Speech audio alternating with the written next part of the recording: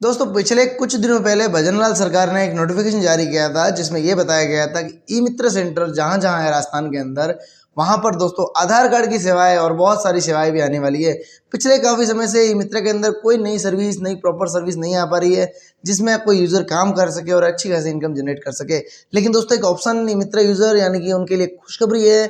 भजनलाल सरकार ने एक दिन थोड़े दिन पहले नोटिफिकेशन जारी किया, कहा था कि बहुत सारे काम अब मित्र पे आने वाले हैं और ये भी कहा गया था कि आधार कार्ड का काम भी ई मित्र पे आने वाला है। और इसी बीच में दोस्तों काफ़ी सारे मित्र धारकों ने कहा भी है कि हमें ई मित्र मिलेंगे, कब मिलेंगे, क्या क्या मिलेंगे, हमें काम मिलेगा कि नहीं मिलेगा, कमीशन मिलेगा कि नहीं मिलेगा, सारी दोस्तों इस वीडियो में कंप्लीटली इन्फॉर्मेशन जानने वाले हैं। इसलिए इस वीडियो को पूरा एंड तक देखना ताकि आप ये आधार सेंटर का जो माजरा है इसके बारे में प्रॉपर अच्छी तरीके से समझ पाओ। दोस्तों पिछले कुछ दिनों पहले भजनलाल जी ने कहा जरूर था कि बहुत सारी सर्विसेज आने वाली है मित्र पे, लेकिन सभी जो भी यूनिवर्सिटियाँ वगैरह आधार सेंटर्स वगैरह सबकी अपनी अपनी टर्म्स एंड कंडीशन है, उसके अकॉर्डिंग ही सभी ई मित्र पे स्विच करते हैं। आधार के पास इतना काम है कि आज भी उनको ई मित्र पे आने की कोई जरूरत नहीं है। और आधार के पास ऐसा है कि पहले सीएससी के अंदर आधार का काम होता था लेकिन वो बंद हो चुका है। रीजन सिक्योरिटी पर्पज आधार ने अपने खुद के ऑपरेटर यानी कि आईडी वगैरह बना लिए जिसके अंदर आधार के सेंटर आधार खुद दे रहा है, प्रोवाइड कर रहा है और उसी के वहाँ पर आधार का काम हो रहा है। अभी दोस्तों राशन कार्ड की केवाईसी का प्रोजेक्ट चल रहा है, काफ़ी लोगों के फिंगरप्रिंट नहीं लग रहे, लेकिन जो राशन गेहूँ उठाने वाले लोग हैं वो लोग कहीं ना कहीं मजबूरी में जाकर भीड़ में खड़े हैं। मैं आपको बता रहा हूँ मेरे पर्सनल एक्सपीरियंस से कम ये भीड़ 300 400 लोगों की लाइव मैंने खुद ने देखी है कि यहाँ पर एक व्यक्ति खड़ा है और वहाँ से 400 लोगों को नंबर नहीं आ पा रहा।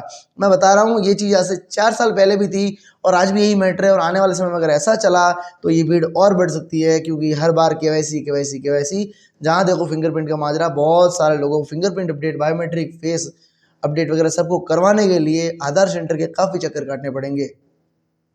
मैं आपको बता दूं कि 4 साल पहले जब मैंने मेरे मोबाइल नंबर अपडेट करा तब भी मुझे बहुत मुसीबतों का सामना करना पड़ा था और मैंने फिर मेरी पहचान पे यानी मेरी खुद की पर्सनल जहाँ पर जान पहचान उस मदद से मैंने अगर आधार मोबाइल नंबर लिंक कराया है तो आम जो पर्सन है उनके लिए सोचो हो ही क्या सकता है, जो आदिवासी समाज से होता है या जो एकदम ऐसे तबके से आता है जिनकी कोई पहचान नहीं, कोई व्यवहार नहीं, लाइन में खड़े रहो, बढ़िया 150 रुपये फीस है वो पे करो, फिर आप आधार में अपने नंबर वगैरह जो भी लिंक करवाना है करवाओ। तो आधार सेंटर की दोस्तों भीड़ खत्म होने का नाम नहीं ले रही है। लेकिन इसी बीच के अंदर भजनलाल जी ने एक नोटिफिकेशन जारी किया आधार का काम आएगा। अब आएगा कि नहीं आएगा वो तो बात की बात है, लेकिन फिलहाल के तौर पर दोस्तों बीजेपी गवर्नमेंट ने एक आधार को एक लेटर लिख के जारी किया है, यानी कि एक नोटिस उनको एक इन्फॉर्मेशन लिखी है कि सर हमें आधार का सेंटर हमारे ई मित्र पे दीजिए।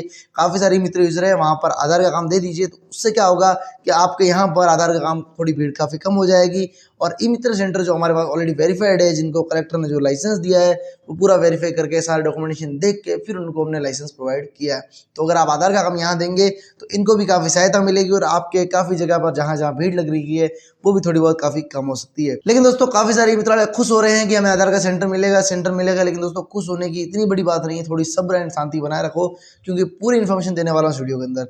दोस्तों पहले क्या होता था कि आधार का सेंटर लेने के लिए आपको एक ऑपरेटर का एग्जाम देना पड़ता था।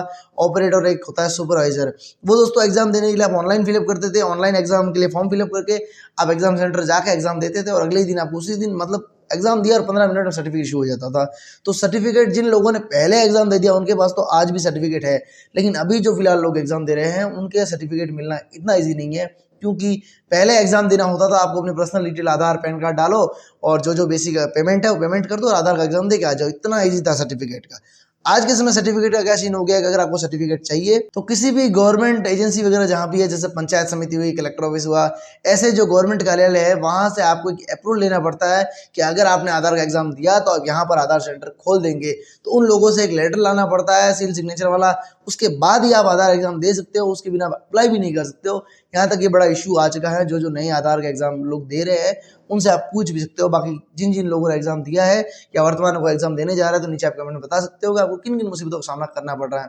और अब दोस्तों वही मित्र वाले खुश हो रहे हैं कि हम आधार का काम मिलेगा, तो दोस्तों ऐसा बता दूं कि आधार का जहां भी काम मिलता है बिना ऑपरेटर और बिना सुपरवाइजर सर्टिफिकेट के आधार का काम किसी को भी नहीं मिलता है।